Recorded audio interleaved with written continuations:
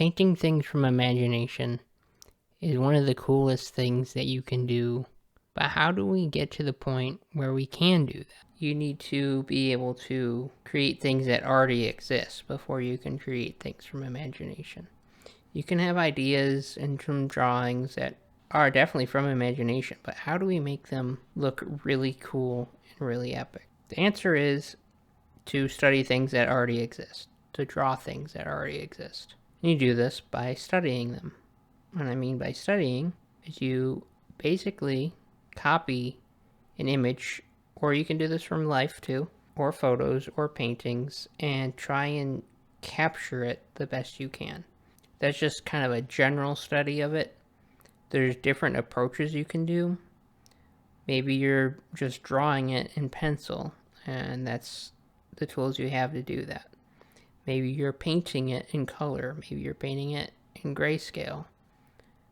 All of those are different ways of doing studies, and there's probably a lot more to account for. So that's basically what you need to do, is do more of those.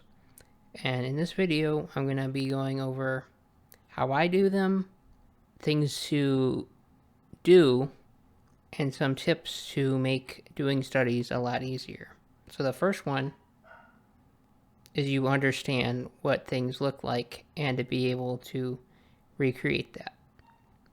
Another thing you need to do is to pick a specific part of it you want to study.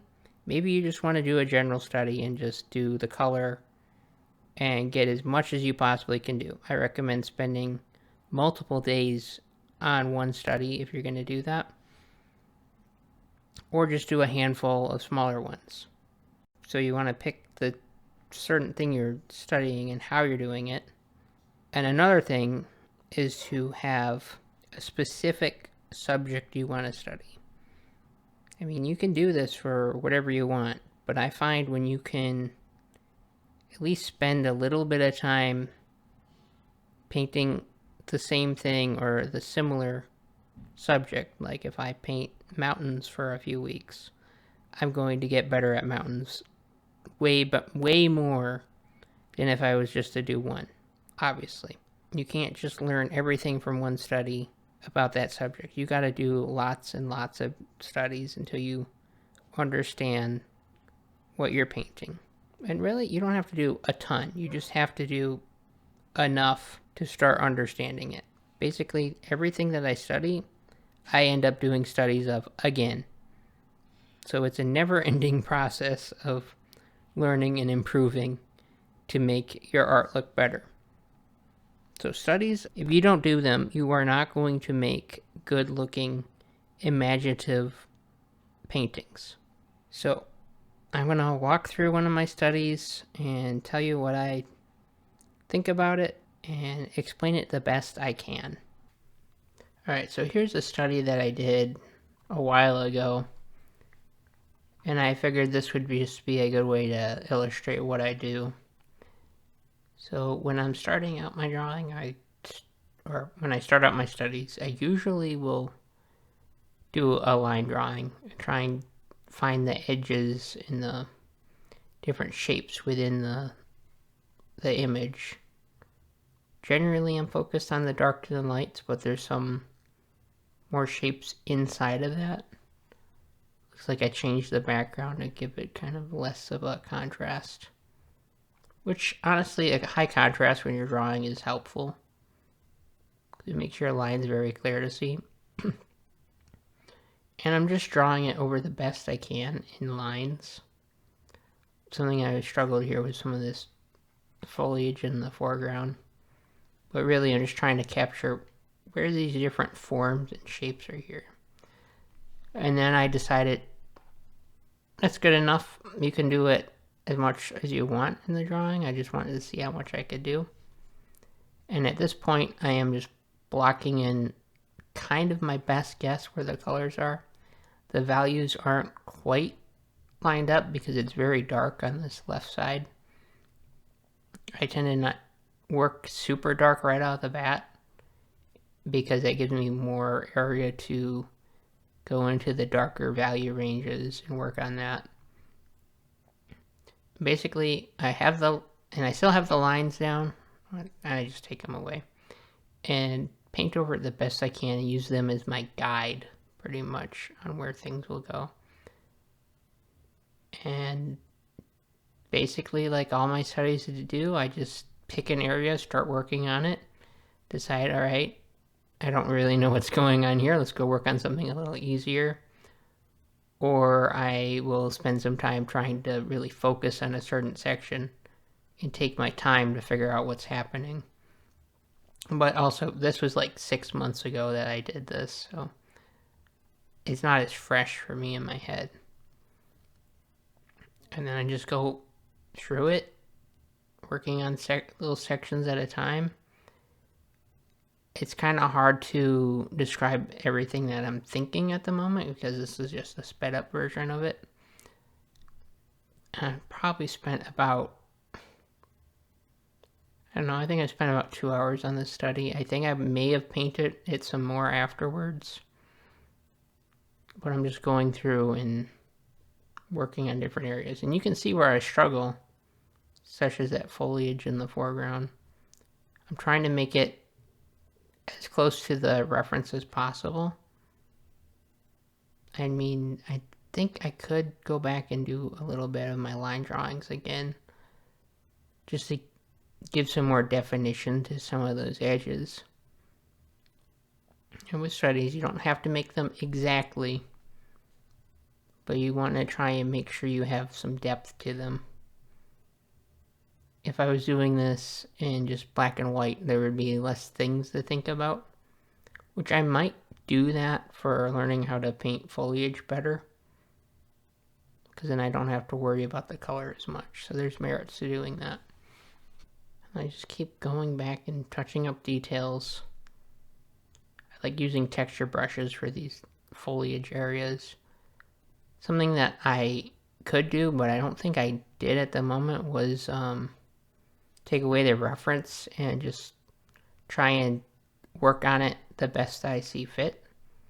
Because once you have all your components in place, some things will matter on how the details look, but a lot of the times the details don't matter as much as the overall larger shapes that you have. So that was an example that I did from a while ago. But now I want to talk about maybe one of my newer paintings that I've done.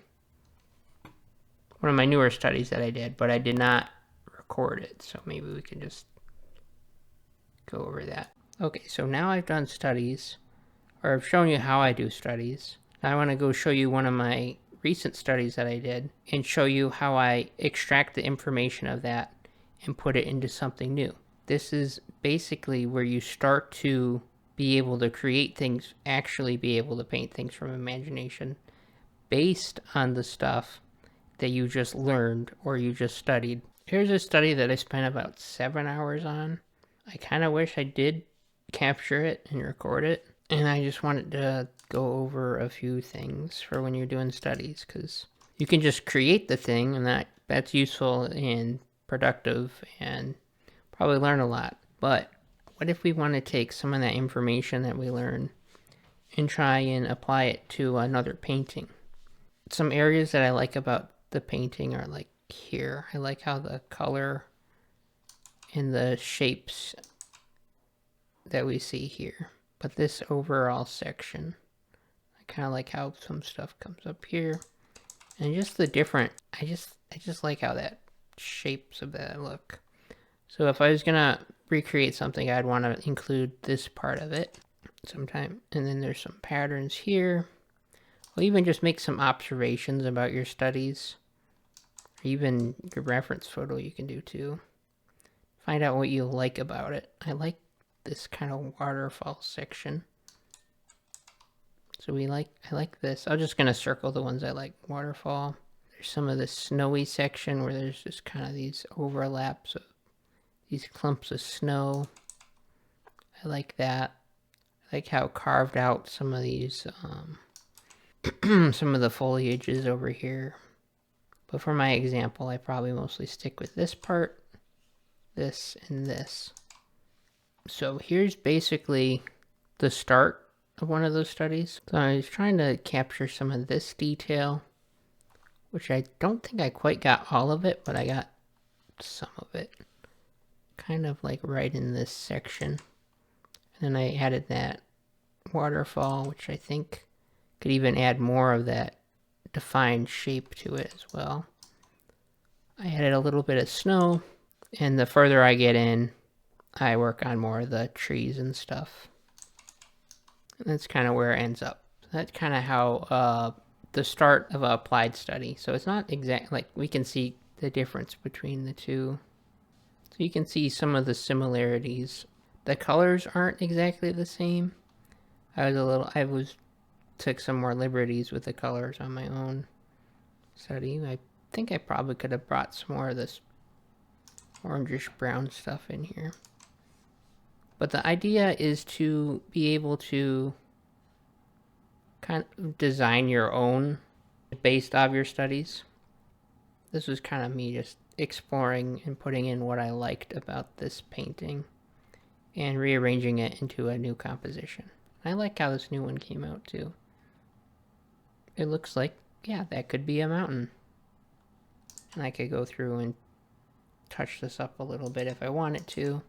Parts of the painting, I took some of these kind of pointy slope. They're kind of, I think I could have maybe expanded more on some of the shapes. Like I could have come out here, because it kind of has that wrapping around look to it, which gives it that nice three-dimensional feel to it. So I think if I was gonna paint more of that, I'd want to add a little bit more spots for the light to get in. So there's always some stuff to add in and touch up.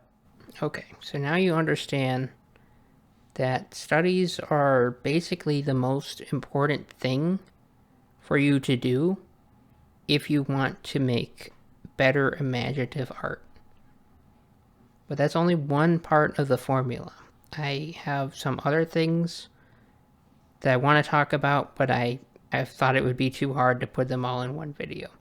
So I'm going to be working on the next couple videos for making imaginative paintings better.